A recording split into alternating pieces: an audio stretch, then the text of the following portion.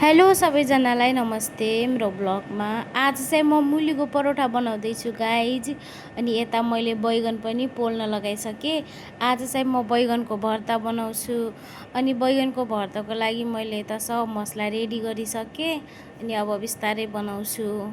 मलाई चाहिँ अलि अप्ठ्यारो भइरहेछ भिडियो बनाउँदै। अनि आफै क्यामेराम्यान, आफै रोल, आफै सुटिङ गर्नुपर्ने हुन्छ गाइज। त्यही भएर सबै आफैले गर्नुपर्ने हुन्छ। मैले चाहिँ यसमा मसला मिक्स गरिरहेको छु।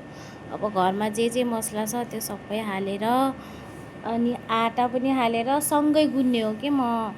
अनि यसमा सँगै गुनिसकेपछि पछि सजिलो हुन्छ।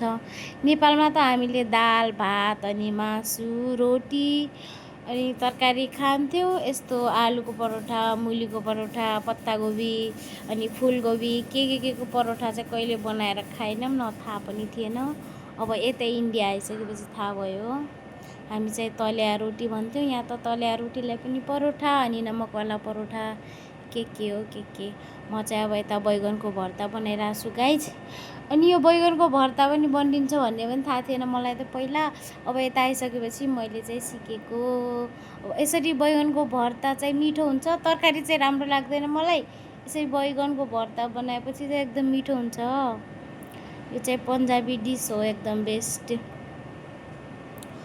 चाहिँ अब यता मसला बनाइरहेको छु। मलाई त्यति खास त आउँदैन। अब जति सिकेको छ त्यति चाहिँ आउँछ।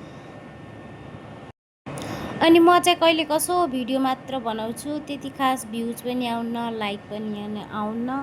अनि यता पन्जाबतिरको गहुँ चाहिँ पाकिसक्यो। अब पाकि त सक्यो, तर हाम्रो यता बारिस आइरहेको छ।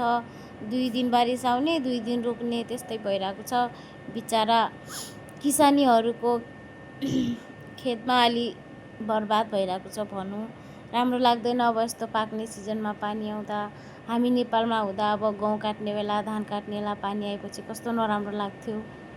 अब यिनीहरूलाई पनि त्यति नराम्रो लाग्ला। ठिकै छ, केही छैन। तर गर्मी चाहिँ बढेको छैन। नत्र आजसम्म यता इन्डियाको बैशाख लाग्न लाग्यो न, गर्मी चाहिँ यति हुन्थ्यो। गर्मी चाहिँ त्यति साह्रो भएको छैन गाइज। म चाहिँ अब परोठा बनाउँदैछु। यति गोल त बन्ने छैन, अलि गिलो जस्तो भयो आटा। मलाई त एकदम बेस्ट, एकदम सजिलो लाग्ने आलुको परोठा। सजिलो लाग्छ आलुको परोठा बनाउन। हेर्नु न गाइज, मेरो रोटी गोल पनि भइरहेको छैन। तर घरमा अब बनाउँछु खाने भनेपछि अनि बनाउनु पऱ्यो गाइज। म चाहिँ नाच्दै बनाउँदै गर्छु, बोर लागिहाल्छ नि त। अनि त्यही भएर म चाहिँ हतारमा बनाइरहेको छु, किनकि मैले टिफिन प्याक गर्नुपर्ने छ। त्यही भएर हतारमा। म चाहिँ आज हल्का ढिलो उठेकी थिएँ। अनि 8 बजे लागेको थिएँ खाना बनाउन। मैले चाहिँ 9 बजेसम्म तयार गरिराख्नुपर्ने थियो। म चाहिँ अब यता टिफिन प्याक गर्दैछु। बाई बाई सबैजनालाई। मेरो भिडियोलाई लाइक गरिदिनु होला।